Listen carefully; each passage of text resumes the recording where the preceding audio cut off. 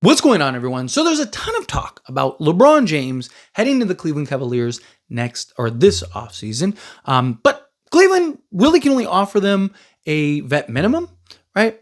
I don't think LeBron James taking a vet minimum. He's going to have to take a pretty significant discount. I don't see a team giving him $50 million, even though he is still an incredible talent. I mean, he's top 10, 15 player in basketball. I don't even think you can name 10 guys better than LeBron James this year. But let's say at worst, just to be safe, top 15 player, right? But it's more of just the age, teams needing to be able to fill out the rest of the roster. Like LeBron's not going to want to go to a bad team. He's going to want to stay and be a contender and, try to win a championship in his last few years. I have always maintained that if LeBron ends up departing and leaving, it's going to be to Cleveland.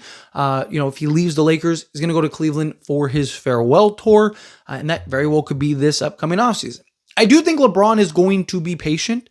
I think he will see what do the Lakers do this offseason. Lakers have the most cap space in basketball in the offseason.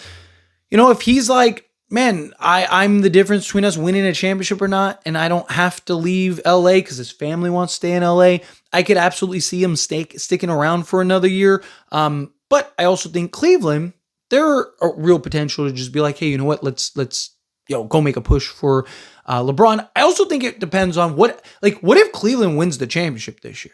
There's a really good shot. Does LeBron even want to go to Cleveland at that point?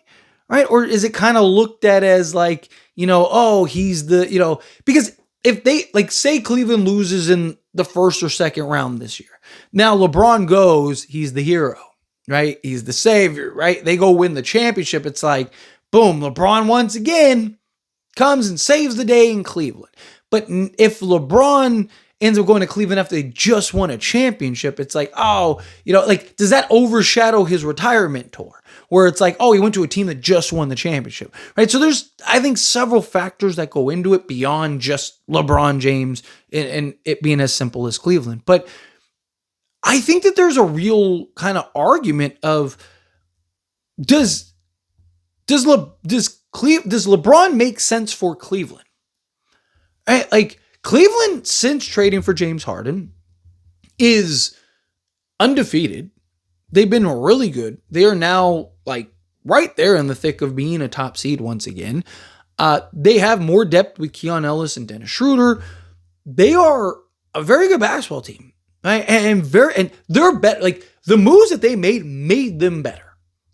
And the thing is that realistically, to land LeBron, you're probably trading Jared Allen. So now you're moving Evan Mobley to the 5. So you're going to have Evan Mobley, LeBron James, probably James Harden, Donovan Mitchell, and Tyson, right? So that's your basic 5. And then the problem is you're probably losing Keon Ellis, right? You're probably, you're probably looking to maybe get off of Dennis Schroeder in the offseason, right? Like the Cleveland Cavaliers will be just under $12 million into the first apron. If they do a sign and trade for LeBron, they're hard capped at the first apron. So they would have to do some configuring still in order to do that. Now, it's very possible, right, that you do something where, because Jared Allen will be making $28 million, where maybe LeBron takes $16 million. And then boom, there you go. Right? But you also want a little bit of wiggle room. But maybe James Harden takes a little, where they do something where, they basically, don't pick up the option. He has $14 million guaranteed, and then maybe he gets another $14 million or something like that, to where he takes a little bit of a discount, so he gets like $28 million total. Right? So there's ways to kind of work around and figure that out. But if you're Cleveland, do you give it a full year with James Harden and Donovan Mitchell, and then another year of Tyson kind of taking strides, and then Evan Mobley hopefully more healthy, and Jared Allen and I mean, because Jared Allen and James Harden have really developed just a really good connection, and then maybe find ways to keep a Keon Ellis, keep a Dennis Schroeder, maybe go look to add another piece or two into the rotation. Like all of these things, Max Strus, can he be healthier? There's a version of this team that, even if they don't win this year, could end up being one of, if not the best teams in basketball next year. I mean, Clippers with James Harden, literally went, I mean, the problem is they started 6-21, but since December 18th, the Clippers were 21-7. That's by far the best team in basketball.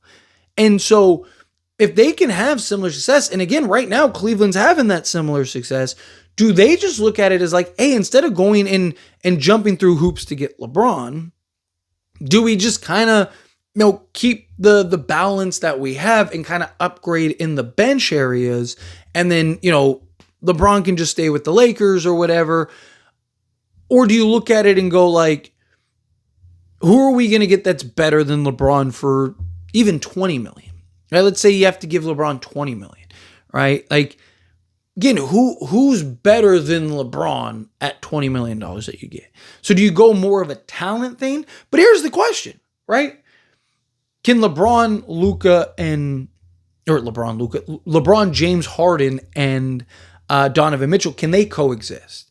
And the reason I have Luka on the mind was because I was going to compare that to LeBron, Luka, and Austin Reeves. But a couple factors about that, right? Like, Donovan Mitchell is kind of more of that scoring guard, that two guard, that aggressive guard. He's not really the playmaker that an Austin Reeves is, and especially a Luka and whatnot.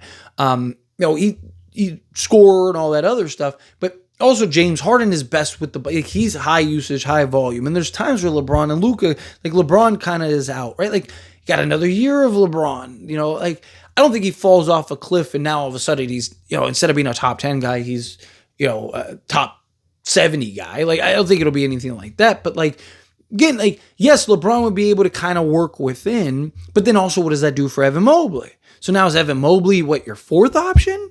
I know he can be a little inconsistent offensively, but I mean, defensive player of the year guy, like, it's just, it's more than just what meets the eye, right? And, defensively and all that stuff, there's real questions about that. James Harden is a great defender, right? LeBron James can be at times, but he can also be a little lax, right? Donovan Mitchell can be again at times, but, again, so there are those questions of like, does LeBron, because everyone's like, oh, LeBron going to Cleveland, and Cleveland has said that they want LeBron, but I don't think it's as cut and dry as it might seem.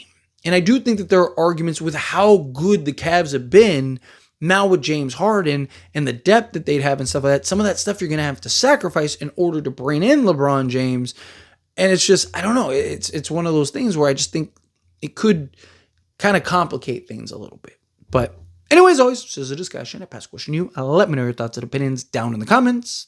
That being said, if you haven't liked this video, hit that like button. Helps me a lot. So we enjoy these types of videos, and I truly appreciate it. Not subscribe channel, hit that subscribe button. Turn on the bell notifications. Appreciate y'all. See you in the next one. Thank you.